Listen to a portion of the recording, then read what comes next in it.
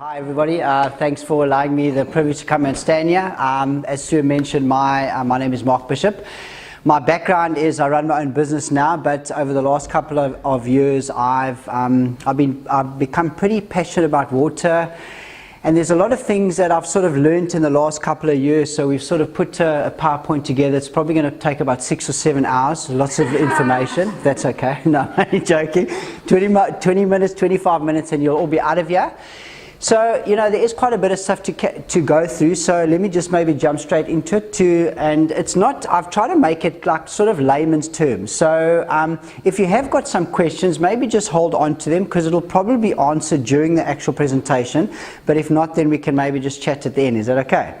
Okay, so why is water important? I don't know if you've ever actually asked yourself that. You know, water is pretty much important because you are what you drink.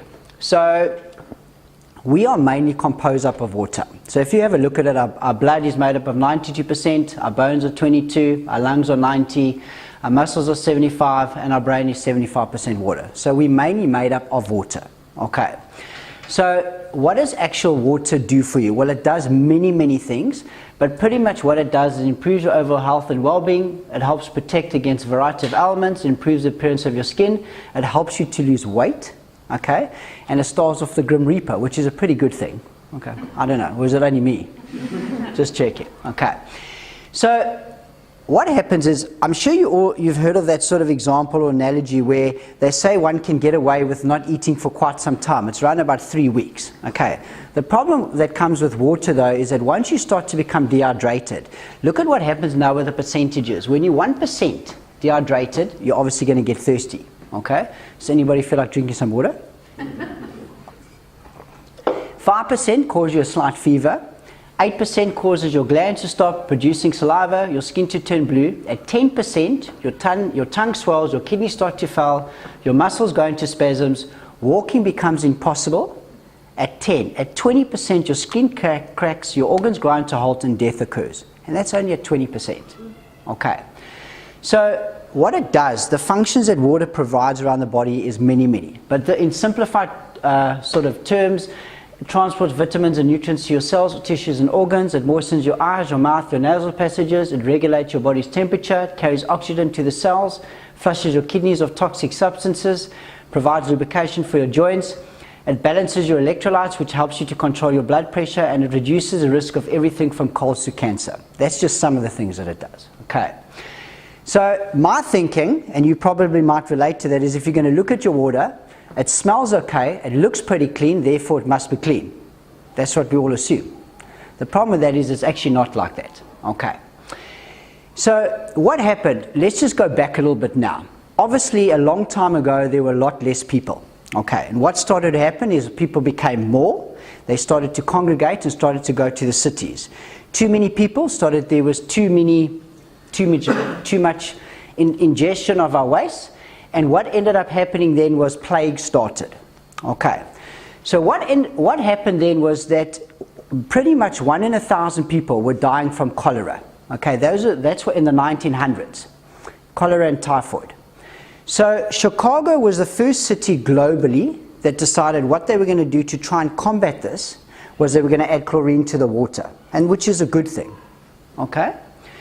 Now, what chlorine does is it gives you protection against a lot of your waterborne diseases.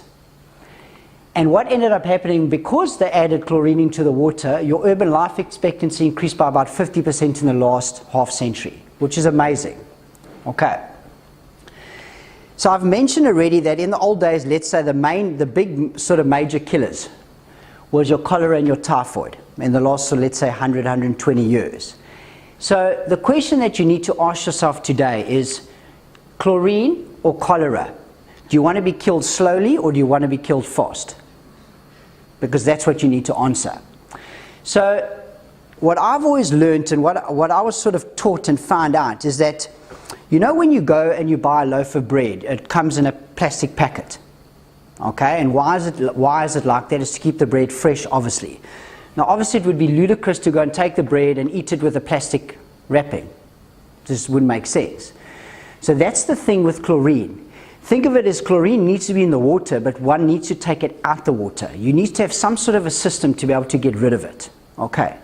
So what happens is that if you have a look at the EPA, which is Environmental Protection Agency, what they do is they actually measure the water against known contaminants. So in 1975, they found that there were over 300. Okay? In 1984, there were over 700. And in 2002, there's 1,900. So if one has a look at that graph, it's an exponential rise, which is not a good thing. And the thing is, the EPA only targets 129 of the greatest health threats. Now, what that means is that's not things that are going to give you a little sniffle or a bit of a cold. Those are things that are pretty much going to make you drop dead. Okay, that is what they're targeting. So there's lots and lots of funnies that are in the water that you actually don't know about. Okay, so the actual average that they use in the US is about 0.3 milligrams per liter. That's what you're supposed to be allowed in the actual water. Now, what they do in South Africa is we've got more than 3 times that. Now, the question I asked to myself, and the way that my brain sort of works, is that's in a controlled environment. What is actually happening out there that you don't know? Like if the guys are actually funded correctly, if they're actually following all the correct protocols. So, I mean, it's been known in Durban and certain parts in around the country that it sort of exceeds that times triple or double. So what is actually in our water? So honestly, you might as well just take your cup, go to your pool and drink out the pool water. It's going to be, or you're pretty much doing the same thing. So I know that's a bit harsh, but maybe think about it from that way. So what ends up happening with chlorine? From a health point of view, what happens with chlorine is when it enters your bloodstream, it changes, it becomes something called a chlorinated organic. Now, if you can remember biology at school, I've got to think back many, many years now. But your cells are pretty much these fat, round sort of cells with thick membrane walls, okay? And that's a good healthy cell. Now what happens with that chlorinated organic is it gets into your sort of blood cells and or into your body, and it starts to change the shape of the cells, so the cells become irregular shape, the walls become thin, and cracks start to develop. And when that starts to happen, you're then prone to all kinds of diseases and everything else. So that's not a good thing from an actual membrane point of view. Plus also what you have around us is we have something called free radicals. Now free radicals are everywhere. You get them around us, you can't pretty much see them. They're on anything, they're around you all over the place. And what happens with those free radicals is also they're not good for you. They get in there and they start to also destroy the cell, or they get inside the cell and they start to give you sort of bad things. What also ends up happening is from a DNA point of view, what does your cell do? Your cell replicates, not so. It just copies the one cell, makes another one, and so it carries on. So what's going to happen is if you've got a bad cell and it's been damaged, what's going to happen is that cell is just going to replicate itself. You're going to have another bad cell, you're going to have another bad cell, and another bad cell. And when you add all of those together, that means you are then going to be prone to just about anything. Cancers, all kinds of sicknesses, diseases, and whatever else. So that's just in a very, very basic nutshell. There's been lots and lots of research that have been written about cancer. There's massive amounts of information. The big thing that I sort of always chat to guys about is that if you have a look at the South African Cancer Institute, they pretty much say that if you're drinking tap water, you've got more than a 90% chance of getting cancer. Okay, that's pretty, it exceeds. It's well over in the 90s. Okay, so now the one thing that literally gets through our water that chlorine doesn't actually kill, it's something which is called cryptosporidium. Now cryptosporidium, it would probably be like getting a type of a hectic bug. So you've got gypo guts, but it's intense. I mean, in South Africa there's thousands people that die from it a year, but chlorine doesn't actually kill that. Okay, so you have to actually remove that out of there. So I'm going to show you something which is actually does get rid of that. So a lot of people sort of think like if they maybe making some food, they're boiling whatever it is, their veggies in the water, they're going to get some sort of gypo guts. They think it might be that, but it's not that. That's just normal, a little bit of food poisoning or something like that. It's not cryptosporidium. That's hectic stuff. Okay. There's lots and lots of things in the tap water. There's quite a bit of information through here, so I'm going to run through all of this now quite quickly because I don't want to sort of overcomplicate everything here. But literally what you're going to find in your water is different types of bacteria. I've just put some stats on here of certain cases and things happening in and around here and around the world of what's happening. It's in our water. Bacteria, E. coli in Johannesburg was found. I mean, it's disgusting. Enteroviruses, they pretty much can get through all filters. These are the diseases that these things cause. Toxic metals they're finding in the water, complements of mining. I mean, what about your copper piping, your lead piping? I'm going to get into that just now. And they found mercury in our water here. Radiation. This is all in the water. Not all of it, but they found it. The organics, petrol paint, diesel thinners, I'll get into that just now as well.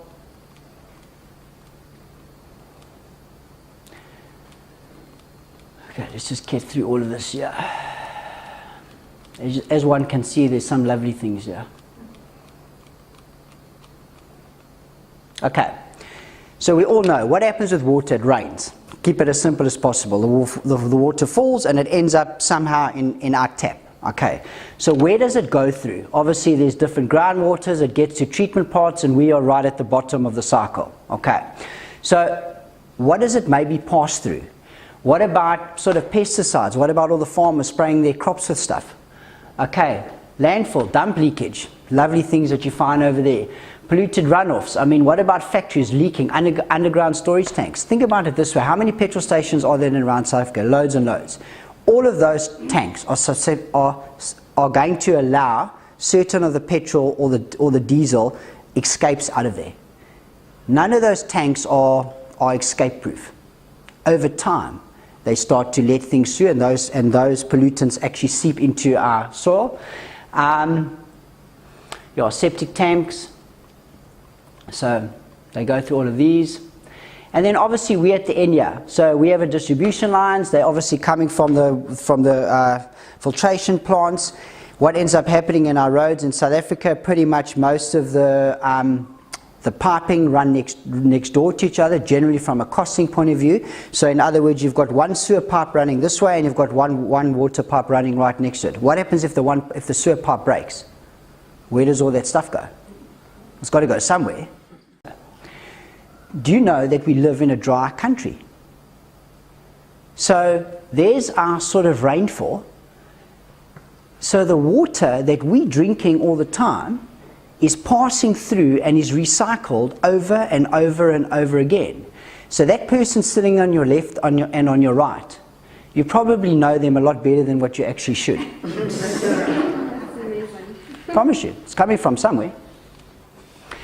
So what I'm going to chat to you specifically about tonight is what we have a solution. It's called an Espring. The Espring is actually the world's #1 water purification system. Okay, not by what I say. They've actually got awards that they've won this. So I'll show you this machine just now. So what it has is it's sort of got a 3-stage sort of process in the actual machine. It's got a carbon block. And what a carbon block does is it's going to remove certain of your contaminants, so things like your chlorine, your toxic metals, your organics, your particles, which gets rid of your bacteria. What it has as well is inside the middle of it is it's got a UV light which pretty much burns the water, which kills all of your viruses. And that's very, very important, okay, because those things get through everything pretty much else. Okay. So what is a carbon block? The best way for me to explain it is think of a sponge that you wash yourself with, but the pores in the sponge are very, very small. It's 0.3 of a micron thick, so it's like 1,000th the size of a human hair. Okay. What it is it's a reactive carbon, and what that does is there's certain particles in the water, and those particles are reacted to that carbon. They get trapped inside there, and they can't escape. And it's very, very small, and there's actually a picture, or there's a good couple of pictures here to show you how small it is. So we can see there's a grain of rice, a sesame seed, and a coffee bean. Okay, so let me go quickly here. Grain of salt. 0.5 millimeters. There's an amoeba. There's a human egg. There's a skin cell. Red blood cell, X chromosome, Baker's yeast, E. coli. Okay, and one can see there's the Espring spore. So very, very, very small. Okay, so if you had to take it and you had to lay it flat, it's going to fill up more than, how many? 69 soccer fields. How that works, I don't know, because I'm not a scientist. But if you had to lay it out on the road and it was flat, on a flat surface area, 7 meters wide by 63 k's long. Okay, so there's a lot of carbon in there. So as I've already mentioned, what it does is it keeps all the bad stuff in, but there's also certain nutrients in the water that you actually need to come out. So if you'll probably know what I mean by, have you ever taken water and just put it in a kettle and cooked it and cooked it and cooked it, and then you try and you drink that? The water just doesn't taste nice. It tastes like dead water. Well, you don't want that. There's certain things in the water that are actually good for you. Okay. So there we go. It lets all the good stuff out. So I talked already about the UV light that's located in the center. It puts out 80 millijoules of light, okay, which pretty much destroys 99.99% of all bacteria and viruses, including Cryptosporidium. Okay. It meets a whole bunch of different standards. They actually allow people into their factories, independent people, they can come in there and they can grade these guys. Okay, so it's actually known as the world's #1 because of all of that. There's more than 400 patents on this machine, which is pretty phenomenal if you actually think about it. I mean, most people have only got a patent or two on a certain product. To think there's more than 400 on a machine this big is quite impressive. They've got many, many years worth of research. Okay, over many laboratories, and lots of scientists and things like that. So what I've done as well is I've also compared a couple of the other alternative technologies out there. Some of them are good, some of them are bad. So I've already sort of mentioned the water boiling. You know, some people say, well, I'll just boil my water. Okay, but if you are going to do that, then you need to boil your water for about 20 minutes at a time. Now, I don't know about you. I don't know anybody that boils their water for 20 minutes. They put the kettle on once and they walk away. So you've got to probably do it about 4 times, I would think. Okay, and then it's pretty much going to kill everything in there. You're drinking dead water. Okay, bottled water. There's lots of issues regarding bottled water. So, you know, there's many companies that have actually been bust, that have actually contaminated the water. They literally take the bottles, put it next to the tap, open it up, and they sell it to me and you, and we think we're buying purified water.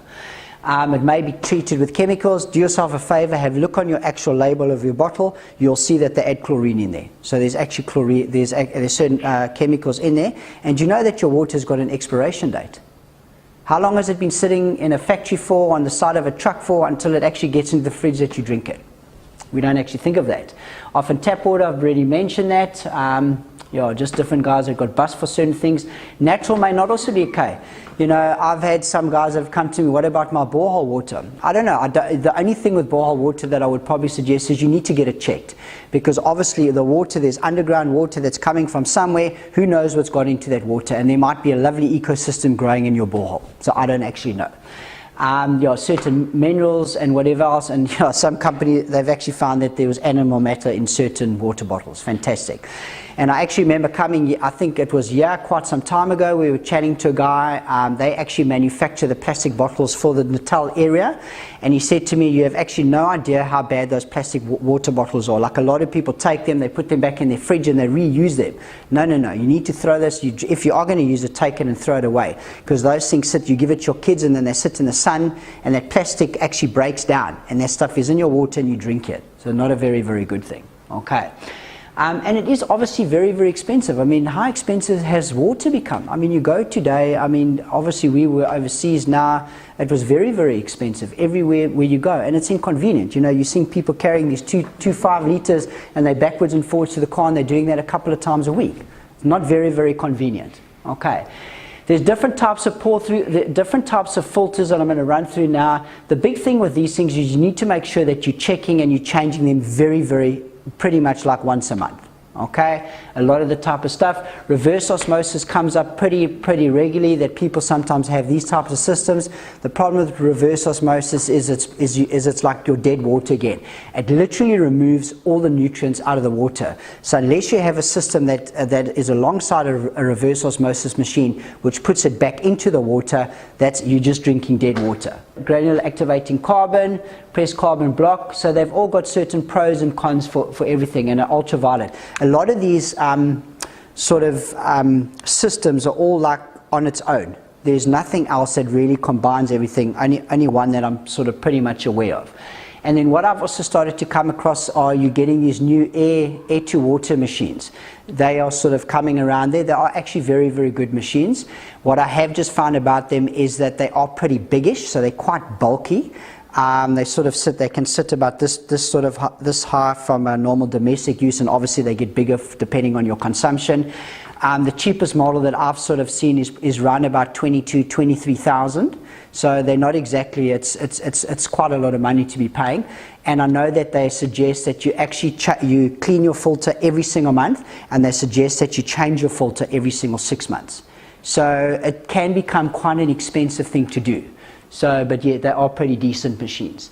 What our one does, which I know for a fact, is Espring improves your taste, your smell, your clarity. It reduces your microorganisms, reduces your particles, your organics, your inorganics, and it retains your benefits, your beneficial minerals, and it's got a monitoring system which I'll show you now, so you don't have to think about anything. Okay? Bottled water, we're not too sure about all the stuff over there. Pour through filters, tap filters, granular filters, and obviously reverse osmosis. So there's sort of question marks with some of those over there. You're not always 100% sure. Why do I use and distribute Espring? You know, obviously from a health point of view, absolutely. You know, I like sport. I play a lot of sort of squash. I do quite a bit of running, and I've always been involved with sport my whole life. And up until a couple of years ago, what we used to do as a family is I like water, and I always used to take water. I used to fill up my water bottles, put it in the fridge, and I used to just drink it. And I thought that was fine. What I didn't realize is I'm actually just drinking bad water. So, you know, what's the point of me staying healthy and fit, and I'm actually just putting rubbish down my system? So in hindsight, what I should have done is I should have just had lots and lots of beer sitting in the fridge, because at least the water then would have been filtered, so I would have been okay. So, you know, you know, I love ones. You know, we've got young kids. They sort of 8 and 9 now, or sorry, 9 and 10 now. They pretty much had an Espring since they've been this high. They can taste the water. Believe it or not, as we get older, we destroy our taste buds with all the curries, the hot foods, all the chocolates, all the weird and wonderful things we put into our mouth. And kids don't know. And our kids now, if they go out to people's houses, often people will give them water, and then they'll disguise it with either whatever, some sort of a Oros or whatever it might be in their juice. They actually pick up the glass and smell, and they say, "Mommy, Daddy, this is puffy water." Now, I mean, you know, they don't know anything. They don't know about marketing or advertising or anything like that. That's just kids. They go around and they won't actually drink other people. They walk around and they say, "This is puffy water." They can smell it. And you know, since we've changed, we've had our kids on the sort of multivitamins, and we've had them on the Espring for years and years now, our kids hardly ever get sick. And if they do get sick, their ability to recover is unbelievable. And it's only two things that I can point at. So, and then absolutely, I think it's our moral duty. You know, now you know. You didn't know when you came in here. And that's not because you were a bad person or you were a good person. It's just you didn't know. Now that you know, now you have a duty to do something about it. And tell people, because people don't actually know. It's not known. It's sort of hushed and kept underneath and sort of put underneath the carpet. I don't know why. But it's a major issue here. It's not an issue here, it's an issue all around the world. Water is a big problem. So from a costing point of view, an Espring is pretty much maybe a big ticket item. Depends on how you want to look at it. But an Espring literally does 5,000 litres. So that's going to work out, if my maths is correct, I must just check here. I think it works out to about 13, 14 litres a day. You can double check me on that. So that's every single day that a family is going to use. And most families that I'm aware of never ever get through something like that. And that's what it's going to give you, 5,000 litres. So if you work it out, if you bought 5,000 litres of bottled water, and I think I'm being pretty conservative to say that it's at R5 a litre, what do you reckon? That's going to cost you 25 grand for the year. That's a pretty decent knock. Okay, work it out. The Espring, if you buy it, it's going to work you out to R1.83 per litre. Okay, and your second year, all you're then going to do after that is you're just going to replace the actual filter, and that's going to work out at 38 cents per litre, which is very economical. Okay, I've got a bit of a video clip here, which I hope it's going to play. Here we go. Which, if you can get the water or something in there, it'll actually take the water out. And this is about a minute clip of, this is just a converted Espring, where obviously they're pouring in there now, and he's going to use that black sucking thing to create pressure, and you'll see that it actually takes the water out of Coke. So I'll let that just play.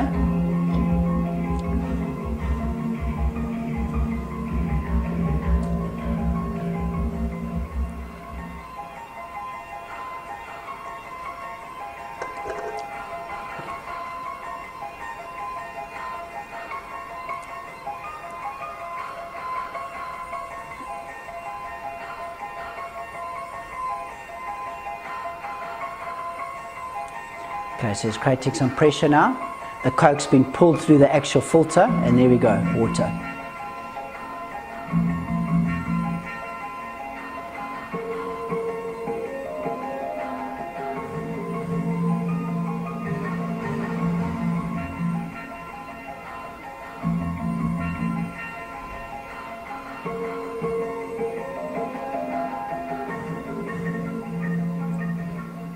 Pretty neat, huh? I'm just waiting for the next system so that we can actually we can change water into wine. Then that'll also really be very, very good. So, but ladies and gents, that's pretty much all from my side. I hope you got some good value. I hope there's a bit of information that you got out tonight. But honestly, chat to the person that you're working with. They'll be able to give you some more information. It comes in 2 different colors, white and extra white.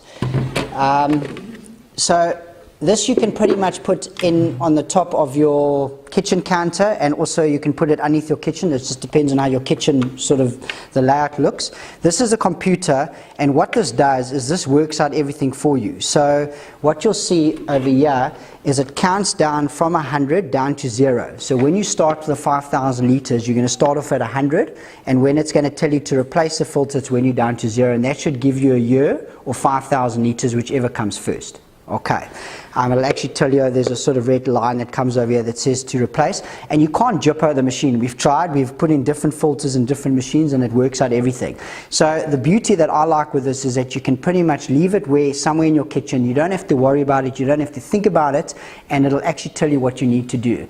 And the beauty with that is most people that I come across are busy running around hectic. There's certain sort of systems out there that unless you change this or you have to change that, and you have to monitor that. So unless you're incredibly diligent, most people fall way short of that. Then inside over here, what it has is, you take it out like that, and this is the actual filter. So this is all that you're going to replace. This thing sort of comes off like that. It sort of squeezes off, and then you put it back on, and that's all that you're going to replace. And then there's obviously that UV light that's built into the middle of this. It sits on your counter, you do nothing. It's got, grab this over here, the piping that fits on the top, and what you end up doing is the water, so this obviously fits onto your tap in your kitchen somewhere, and the water goes inside here, it goes into the machine, it does what it needs to do, it comes back out, and all you're then going to do is you're going to pull out this little sort of knob thing over here, and your purified water is going to come out there. So when you want to wash your dishes and you don't want to use obviously the Espring water, you can let this thing, it'll be down, and you can use hot and cold water as per normal. When you want to fill up your kettle or your stuff, your pots and pans to cook with your your water, you just pull it out, and that's the beauty of it. And what I also love is that whenever we go away, we actually just take our machine with us. So this last weekend we were away in Shishlui, just take us, put it in a bag, I take it with me, and I've always got my water with me, which is unbelievably convenient. I never ever have to worry about water in any place that I visit, which is just lovely. So hope that all made a lot of sense, and thank you very much for having me tonight.